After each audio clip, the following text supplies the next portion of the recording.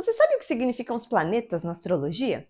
Se você não sabe, assiste esse vídeo que eu vou trazer todos os detalhes. O que é planeta, o que é signo, qual a diferença entre eles e o que significa cada planeta na astrologia.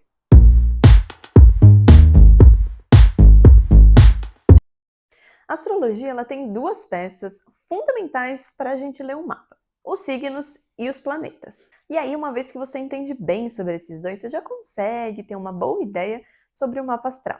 É claro que não é só isso que é preciso para ler um mapa astral, né? Tem também os aspectos, as casas, a junção entre todas essas coisas. Mas sabendo sobre os planetas, isso já vai te ajudar bastante, nem que seja para ler o seu próprio mapa. Signos a gente já conhece mais, né? Em todos os lugares da internet, aí qualquer lugar, até na televisão você consegue saber mais sobre os signos. Já os planetas, eles não são tão divulgados assim, mas eles têm uma importância igual ou até maior que os signos. E aí, só um parênteses aqui entre a gente. Lembrando que todo mundo tem todos os planetas e todos os signos no seu mapa astral, tá bom? Bom, e para começar logo esse vídeo, eu vou explicar de uma maneira bem lúdica, porque foi assim que eu aprendi e me ajudou bastante a nunca mais esquecer. Os signos são como se fossem personagens de uma série. Eles têm características específicas e carregam expressões próprias dentro de si. Os signos representam comportamento. Aí a gente segue pensando como se fosse uma série, tá? Os signos são os personagens e os planetas são os atores que dão vida a esses personagens. Podemos dizer que sim, os planetas dão vida aos signos do nosso mapa. Então, da mesma forma, os signos representam comportamentos que a gente tem, né, dentro da gente, e os planetas fazem esse comportamento aparecer, né? Por exemplo, se você tem o planeta Sol em Câncer, parênteses aqui de novo, gente. Na astrologia a gente sabe, pelo amor de Deus, que o Sol não é um planeta, né?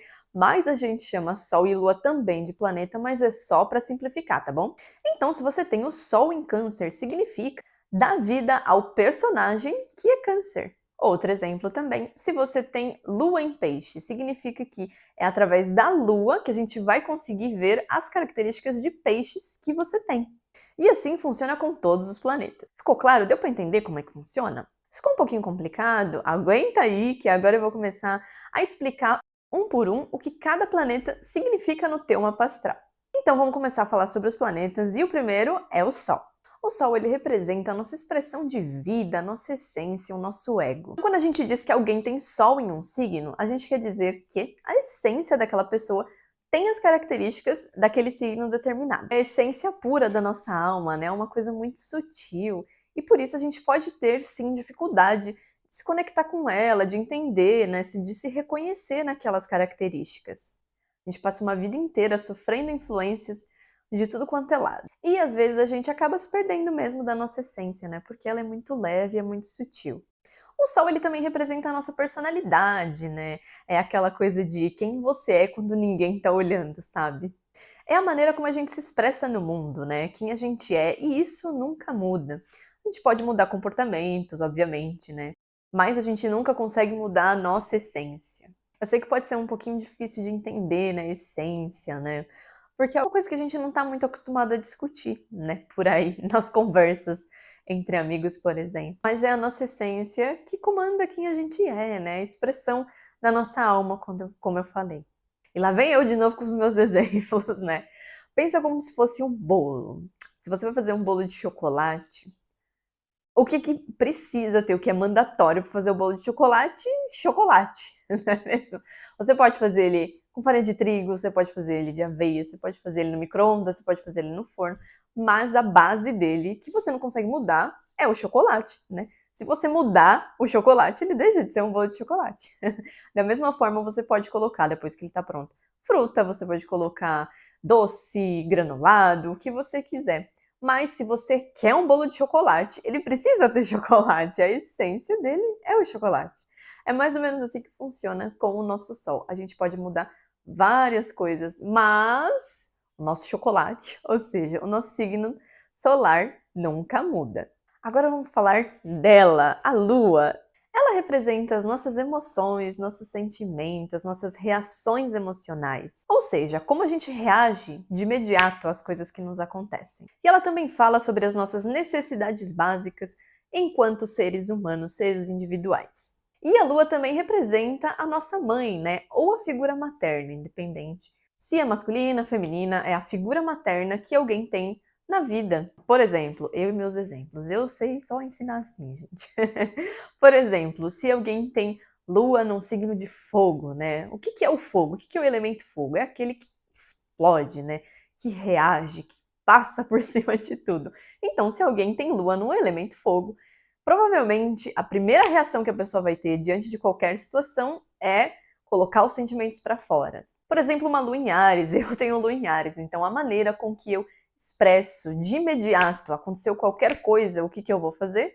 Vou colocar o sentimento para fora. Porque é assim que eu funciono, né? É assim que uma lua em fogo funciona. Ela não consegue guardar sentimentos.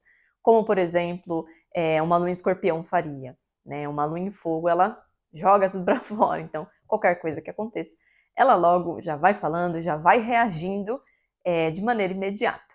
Da mesma forma, como eu falei, necessidades básicas, né? A necessidade básica de uma lua em fogo, por exemplo, né, que a gente está falando, é liberdade, né? É uma lua, né, que ela não consegue conter, como eu falei, né? Então, ela precisa colocar para fora, ela precisa se expressar. Então, por isso que é importante a gente saber aonde estão nossos planetas, porque aí a gente consegue entender mais sobre quem a gente é, né? Se eu sei que eu sou uma pessoa que já tem a tendência, né, de sempre reagir, vamos dizer, de maneira explosiva, assim, a tudo que me acontece, eu posso aprender a controlar melhor isso, né? E com os outros também isso acontece. Se eu sei que a pessoa, ela é alguém que retém mais os sentimentos, né, que não se expõe tanto, eu vou aprender a respeitar isso, tendo facilidade ou não, achando correto ou não. Mas isso faz com que a gente consiga conviver melhor, né, com as pessoas, cada um do seu jeitinho, né? Agora vamos falar sobre Mercúrio. Ele representa a forma com que a gente entende as coisas, né? Como a gente processa as informações, como a gente se comunica com os outros. Ele representa a nossa comunicação, né? A forma como a gente se comunica com os outros e também como a gente entende todas as coisas. Ele é a parte lógica e racional da nossa vida, né? Representa a nossa mente. É como você elabora suas ideias e seus pensamentos. Representa também os assuntos que você gosta de estudar, né? Que você tem mais interesse e que você gosta de falar também. E ele também representa os nossos irmãos, né? A relação que a gente tem com eles também. Também é bem legal a gente saber sobre o nosso Mercúrio, porque aí a gente começa a entender como é que a gente racionaliza as coisas, né? Como é que a gente aprende também. Eu acho muito interessante quando a gente lê um mapa, por exemplo, de uma criança, de um adolescente, porque aí a gente consegue identificar a maneira com que eles aprendem. Então, por exemplo, se é uma criança que tem Mercúrio num signo de água, né?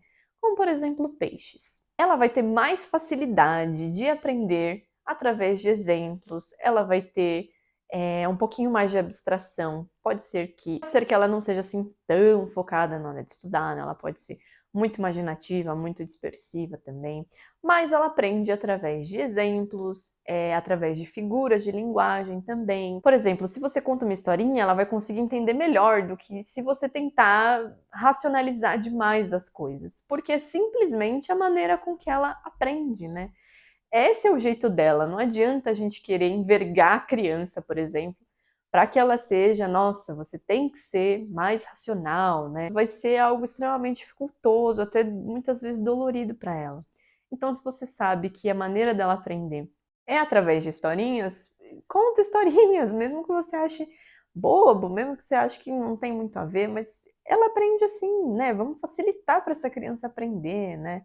Então, eu acho que é muito importante a gente entender Mercúrio, principalmente com crianças, né? Eu acho bem legal, assim, da gente pegar e ensinar a criança que a maneira dela aprender não é errada, ela apenas aprende diferente dos demais, né? Ninguém aprende de forma igual. Agora vamos falar sobre Vênus, né? A deusa do amor. Algum palpite aí sobre o que fala o planeta Vênus? É isso mesmo, Vênus fala sobre amor, relacionamento. Indica, né, como a gente se relaciona com as pessoas, como a gente demonstra nosso amor, como a gente conquista, como a gente é conquistado também. As coisas que você considera importante dentro de um relacionamento. Aí relacionamento não é só amoroso, tá? Todo tipo de relacionamento que você tem na sua vida. Representa também os seus valores, como é que é seu senso estético, né? Porque Vênus é a deusa das belezas também, né? Então tem super a ver com a parte estética. Ou seja, o que você considera bonito, o que você considera feio, essas coisas assim. E aí não é falando de gente bonita e gente feia, até É tudo, tá, gente? É desde uma arquitetura. Qual que é a arquitetura que tipo de arquitetura que você acha bonita? Que tipo de design você acha feio? Essas coisas assim. Também diz qual a sua relação com o dinheiro, né? Como você ganha, como você gasta, onde você gosta de gastar o seu dinheiro, em comida, em roupa, em viagem, experiência com os outros. Tudo que está relacionado a dinheiro também pertence a Vênus. Por que é importante a gente saber da Vênus? Exatamente, porque isso facilita a maneira de a gente se relacionar com os outros, né? A gente entende, por exemplo, que se uma pessoa tem como valor primordial a liberdade, vai ser difícil ela se relacionar com alguém que corte essa liberdade dela. E aí, as pessoas vão precisar entrar num acordo ou entender que é cada um para o seu lado, né? Isso não significa que ela só deve se relacionar com quem pensa igual a ela, não é isso. Existem sim, né, pessoas que a gente tem mais facilidade de lidar, outras não, e a gente não deve procurar só os iguais, né, para se relacionar. E sim, pessoas que combinam, né, com a gente, não precisa ser exatamente igual. Mas nesse exemplo que eu dei, se a liberdade é algo primordial para essa pessoa, não tem por que ela ficar com alguém que corta isso dela, né? Eu acho que as duas partes não seriam muito felizes nessa relação. Além disso, a gente também consegue compreender que cada pessoa tem um jeito de expressar o seu amor. Tem gente que expressa com mais facilidade, tem gente que é mais romântica, tem gente que não é. E a gente tem que entender que cada pessoa é única, né? Cada um tem o seu jeito. Não existe certo e errado. Agora vamos falar sobre o planeta Marte, né? O deus da guerra. E Marte tem tudo a ver com isso mesmo na astrologia, tá? Ele representa como a gente age na vida. Como é que você age perante a vida? Você, de repente, é uma pessoa que vai com força total atrás do que você quer, né? Não tá nem aí pra nada, você se libera e corre atrás, não importa o que ninguém diga?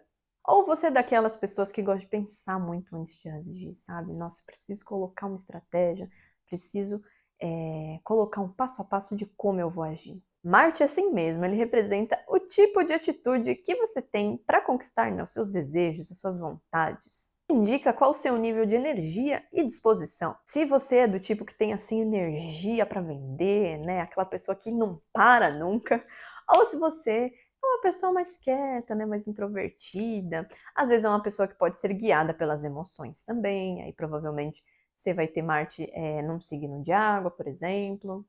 É a maneira também como você expressa os seus desejos, né? Sua coragem e sua ambição também. Isso tudo é o lado luz, né? Que a gente chama de Marte. Agora, se a gente for para o lado assim mais sombra, né?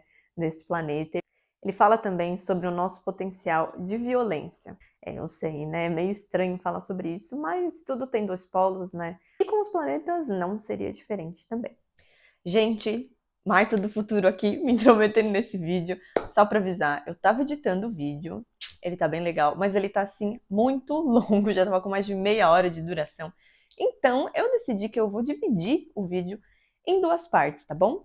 Nessa primeira parte, como vocês viram, eu expliquei até Marte, e na outra parte, na parte 2, eu vou explicar de Júpiter até Plutão, combinado?